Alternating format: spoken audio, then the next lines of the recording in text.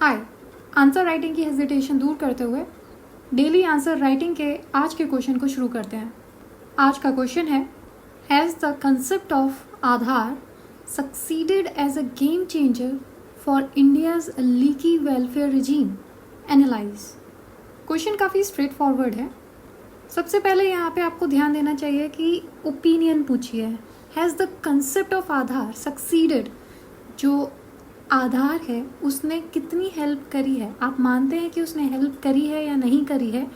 जो भी हमारी वेलफेयर रजीम रही हैं उनके अंदर लूप होल्स रहे हैं कि जिनको बेनिफिट जाना चाहिए उन तक पहुंच नहीं पाता था। तो आज आधार की वजह से वो जो लीकेज थी वो बंद हो पाई है। वो एज अ गेम चेंजर साबित हुआ है आधार। इसको एनालाइज करना है और 250 वर्ड्स में लिखना है।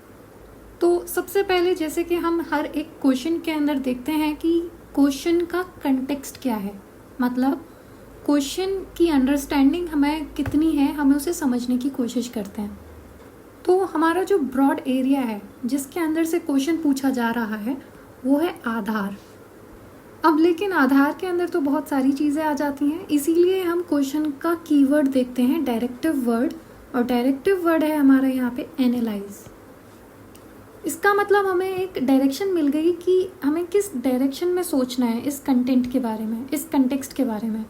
तो एनालाइज का मतलब हो जाएगा कि हमें आधार के एक तरह से प्रोज और कॉन्स या एडवांटेज और डिसएडवांटेजेस बताने हैं। तो फाइनली हमें कंटेक्स्ट समझ में आ गया। बेसिकली इन दो चीज़ों से ये डील कर रहा है।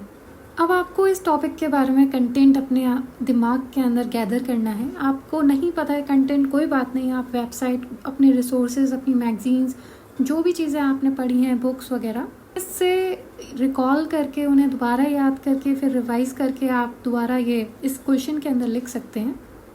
इनिशियली शुरुआती दौर पे इस तरीके की दिक्कतें आएंगी, लेकिन जैसे जैसे हमारी मसल मेमोरी इम्प्रूव हो जाती है तो ये सब आदत में आ जाता है और बहुत आसानी से हम आंसर लिख पाते हैं।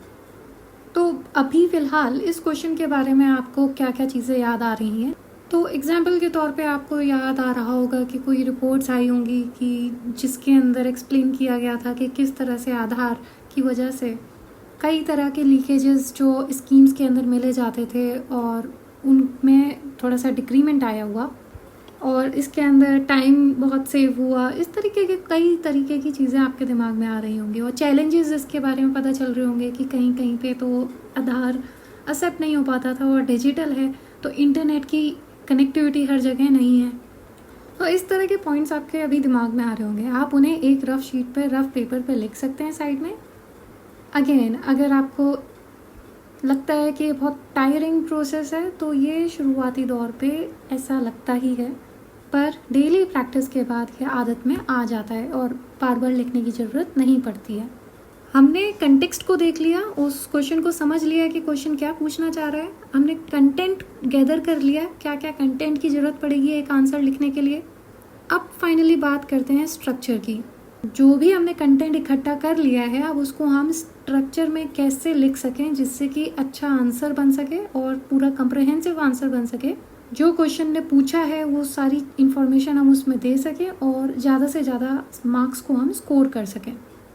इस पॉइंट पे आपको एडवाइस यही होगी कि इस वीडियो को पॉज करें और अपना आंसर खुद लिखें और उसके बाद अपना आंसर टैली करें कि या इवेल्युएट करें कि एक मोर और लेस आपका आंसर भी इसी तरीके का होना चाहिए।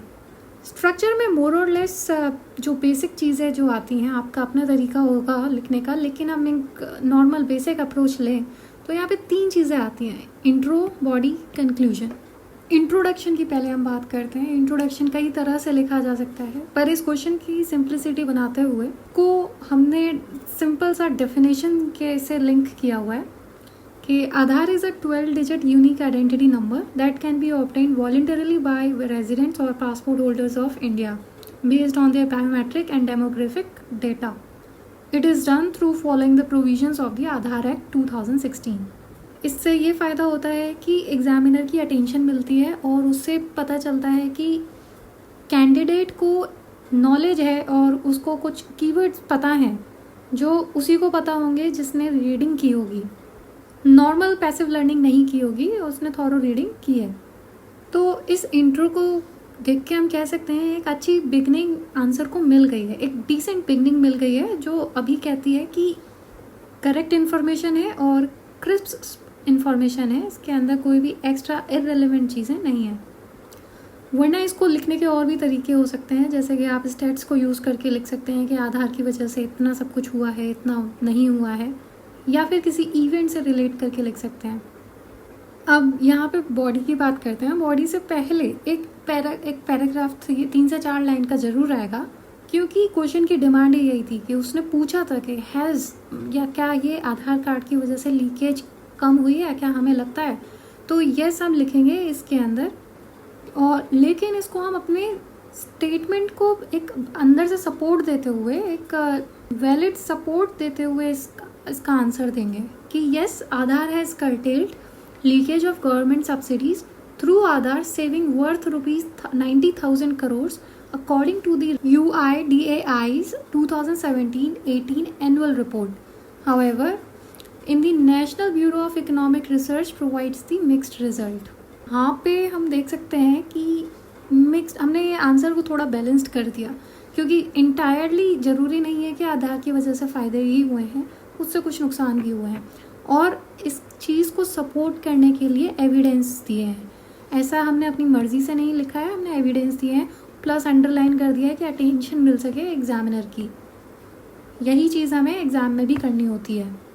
फिर हम क्वेश्चन के अकॉर्डिंग इसके अंदर जो भी एस्पेक्ट्स के अंदर आधार के जो गेम चेंजर वाली चीज़ें आ रही हैं वो हम एक्सप्लेन कर देंगे। जैसे कि यहाँ पे हम बता सकते हैं कुछ बेनिफिट्स के, ये पेपरलेस है, इसकी वजह से टाइम एफिशिएंसी आई है, कम टाइम में ज़्यादा काम हो जाता है। आइडेंटिटी कार्ड की तरह यूज़ किया जा सकता है इसे, लेकिन ज़रूरी नहीं है, लेकिन हाँ इसको यूज़ किया जा सकता है, और अगर इसको इस तरह से यूज़ किया जाता है तो वो ज़्यादा फुल प्रूफ होगा, क्योंकि इसके अंदर बायोमेट्रिक वाली चीज़ें हैं। सब्सिडीज़ जो मिलने वाली होती हैं उनकी अवेलेबिलिटी बहुत इजी हो गई है। आधार को बनवाना भी अपने आप में एक आसान काम है, क्योंकि यहाँ पे जो भी एप्लीकेशन डाली जाती है वो ऑनलाइन प्रोसेस है, और इसकी वजह से डबलिंग, फॉर्जरी ये सब नहीं हो सकता। डिजिटल लाइफ सर्टिफिकेट के बारे में भी बता सकते हैं हम, जिसकी वजह से जो लोग पेंशन लेने के लिए आते हैं उनको बार बार आने की ज़रूरत नहीं पड़ रही है। वो अपने आप में एज से डील कर रहे होते हैं, तो फिर उनको इस चीज़ से बहुत आसानी हो गई है कि वो अपने घर पे ही रहकर जीवन प्रमाण पत्र दे सकते हैं। LPG सब्सिडी के अंदर भी ट्रांसपेरेंसी आई है, जिसकी वजह से और सरकार का पैसा बचा है। फिर आप अपने यहाँ पे कंसर्न्स और चैलेंजेस दिखा सकते हैं according to the research data, कि आधार की वजह से कोई ज़्यादा मेजरेबल बेनिफिट्स नहीं मिले हैं कि उनको देखकर कहा जा सके कि बहुत ही ज़्यादा सिग्निफिकेंट चेंजेस आए हों या बहुत ही ज़्यादा सिग्निफिकेंट फ़ायदा मिला हो।